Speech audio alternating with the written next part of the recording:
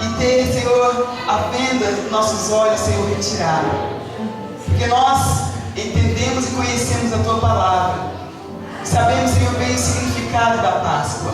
Senhor, se aqueles que ainda não sabem, não entendem, Senhor, faça-o entender nesta noite. Porque só Tu, Espírito Santo, convence, aleluia, nós os pecadores dos nossos pecados, das dúvidas, da cegueira. Pai, Senhor, ordena a Tua cor celestial nesta noite, Pai. Aleluias. Está juntamente louvando e engrandecendo o Teu nome. E agora, Espírito Santo de Deus, usa, Pai, o Teu filho, o Teu vaso, o pastor Jorge, como o Senhor sempre tem usado. Senhor, passa bem na frente dele, que ele venha desaparecer, o Senhor venha crescer nesta noite.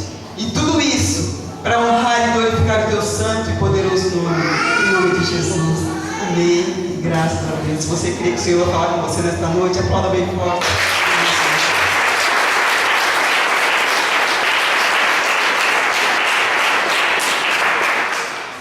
Aleluias, graças a Deus. Eu quero, com gratidão a Deus e com muita alegria, cumprimentar a cada um de nós. Amém? Olhar a face resplandecente de Jesus nas vidas de cada um de nós, e nessa unção cumprimentá-los na doce e maravilhosa paz de Jesus. Amém? Tudo bem, queridos? Amém? Vamos pegar as nossas Bíblias. Aleluias! E vamos abrir lá no Evangelho de Mateus, primeiro livro do Novo Testamento, lá no capítulo 28. O último capítulo do Evangelho de Mateus, capítulo 28. Nós vamos ler a partir do versículo 1. Eu confirmo as boas-vindas a todos, amém, a todos mesmo, tá? São todos da casa, né? A Gisa fica à vontade, enfim. E eu glorifico a Deus por cada um de nós que estamos aqui, porque esse tempo é propício para ficar em casa, né? Bem convidativo, né? Para ficar em casa, mas nós temos que romper para fazer a obra do Senhor. Até nessa tarde temos várias ligações. Pastor, não vou poder ir, não vou poder ir. E nós não estamos aqui para forçar ninguém, porque quem convence é o Senhor. Não é mais ninguém, não temos capacidade para isso. Amém? Evangelho de Mateus, capítulo 28. Se você vê alguém que não possa testificar a palavra porque não tem a Bíblia, por favor, chegue perto desse irmãozinho, dessa irmã. É bom ter a Vera conosco, viu, Vera? Muito bom te ter conosco. A Patrícia, né? A Patrícia. Amém? É bom tê-la de volta conosco. Amém? Podemos ler? Diz assim a palavra do Senhor. Capítulo 28, versículo 1. No findar do sábado, ao entrar o primeiro dia da semana, Maria Madalena e a outra Maria foram ver o quê? Versículo 2. E eis que houve um grande... O que é um grande? Porque um anjo do Senhor desceu do céu, chegou-se, removeu a pedra e assentou-se sobre ela.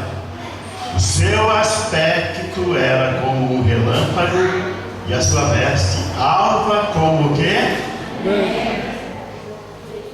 E os guardas tremeram, espavoridos ou apavorados, e ficaram como se estivessem mortos. Mas o anjo, dirigindo-se para as mulheres, disse: não temais, porque sei que buscais Jesus que foi crucificado. Ele não está aqui, ressuscitou, como tinha dito. Vinde ver onde ele estava.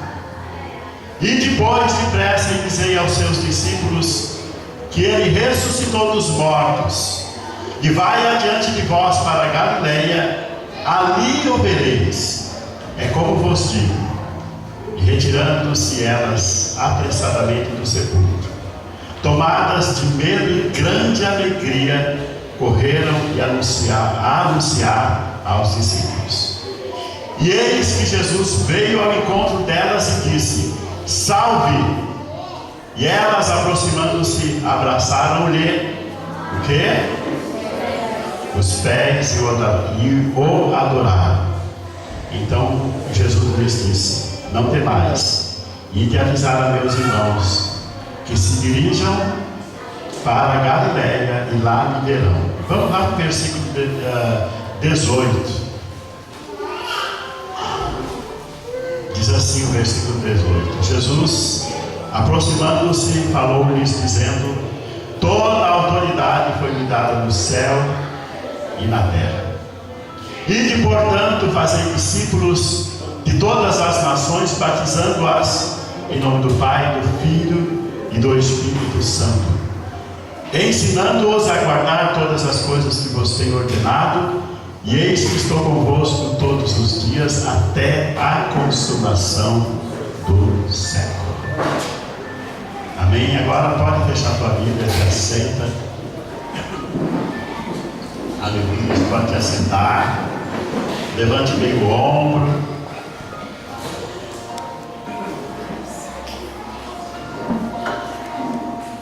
Não te assenta de forma corcunda, não. Te assenta com postura de um vencedor, de uma vencedora, daquele que está ativo, atento para o ambiente que está, para receber o melhor que Deus tem, né, Wesley? Para receber o melhor que Deus tem para nós nesta noite. Não vamos nos demorar muito, mas é tão bom falar da palavra de Deus. Queridos, nós temos a gente olhando em todo, e aí todos nós estamos inseridos no contexto social de transformação que melhora, em busca para uma sobrevivência melhor e para termos uma convivência muito íntima com o Senhor. Nós precisamos de todas as coisas. Tudo que existe no mundo é para nos servir. Mas tem coisas que são distorcidas. Tem coisas que são ensinadas de forma errada. E às vezes nós acabamos não conseguindo o que buscamos porque nós buscamos de forma errada. Amém? E como foi falado, né, o consumismo de todas as épocas especiais, e principalmente quando nós devemos celebrar uma das datas importantíssimas para a igreja do Senhor sobre a face da terra, talvez a maior, é a celebração da Páscoa. Amém? Amém, queridos? Amém. É a celebração da Páscoa, porque nós entendemos que Natal a Bíblia não referencia. Sabiam disso? Natal, ninguém manda comemorar o aniversário de Jesus, nem ele próprio. Tá? Não tem lá marcado o dia tal. Tá?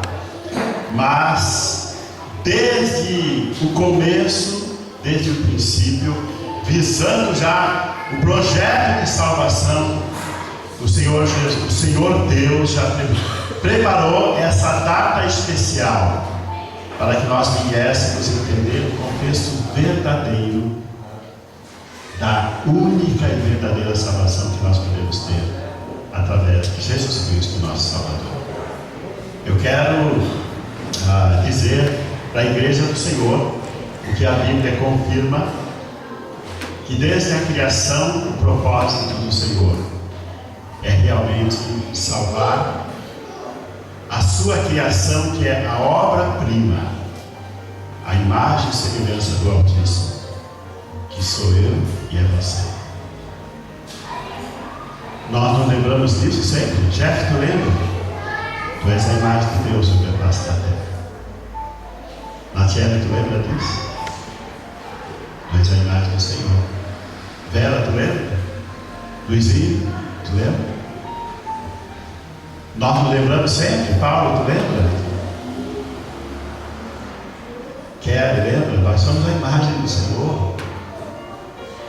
Quando alguém olha para nós, precisa necessariamente ver a imagem e semelhança do Senhor na nossa vida.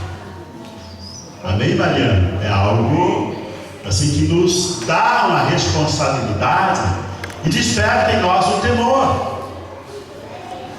E como imagem e semelhança, nós temos que andar por esse caminho, a gente chama um tríduo festivo, de forma triunfante, vitoriosa e com uma festa eterna. Aí a gente lembra até, não sei onde é que nós ministrávamos, quando todos, eu acho que foi uma oração em família, que quando todos os reis, eles iam cortejar a arca, era uma festa. Eles preparavam todo o reino por muito tempo, de 7 anos para cima, para cortejar a arca da aliança. Era um baú onde lá dentro estavam as pedras dos 10 mandamentos, que Moisés recebeu lá no Monte Sinai, onde estava o cajado, a vara do sacerdote Arão, que florescia, amém? E aonde estava também depositado o alimento com o qual o Senhor alimentou os hebreus no deserto, quando eles saíram do Egito, lembrando e sempre buscando a confirmação da salvação, da imagem e semelhança de Deus sobre a face da terra. Então, quando eles iam cortejar, era aquela festa, aquele trido, iam os tamborins e iam tudo que era instrumentos festivos, tinham dança, eram ataviados, amém? E o homem quase sempre nunca valorizou essa profundidade, seriedade com que Deus sempre tratou cada um de nós como seus filhos. E Deus, quando criou o homem, Ele fez a sua feitura, e vocês podem ver, né, que Ele criou tudo em 6 dias, e Ele só dizia, faça assim, faça assim, faça assim, faça assim. Aí quando chegou na hora de criar a sua feitura, a sua imagem e semelhança, amém? Ele reuniu, né, a corte celestial, os querubins, os serafins, né, os anjos, e ali foi como se fosse uma voz única, poderosa. Foi o que Ele fez. Façamos quem? Façamos quem? Alguém sabe? Façamos quem? O homem. O homem. O que? A nossa imagem e semelhança. Que lindo, né? Paulo, lindo, né? Na nossa imagem e semelhança. Aí, olhando para tudo isso, para essa solenidade festiva, a gente pode ir lá no capítulo 6 do livro do profeta Isaías, quando Isaías tem aquela visão da glória, e ele viu os querubins com 6 asas, 2 voavam, 2 tapavam o rosto, amém? E enquanto eles faziam isso, eles glorificavam o nome do Senhor, conclamando a sua santidade, dizendo o quê? O que é que os querubins diziam? Pode falar, o que é que os querubins diziam? Santo, santo, santo é o Senhor dos exércitos. Amém? Agora vejam bem, nós somos a imagem desse santo, a semelhança desse santo. Temos esse poder, temos esse algo tremendamente maravilhoso, intelectualmente ao nível humano inexplicável, que a palavra de Deus chama de inefável. Tamanha é a sua glória e o seu resplendor. E aí lá veio Adão, né? Dá para imaginar a beleza de Adão? Nunca teve e jamais haverá homem tão lindo como Adão. O esplendor da criação do Senhor.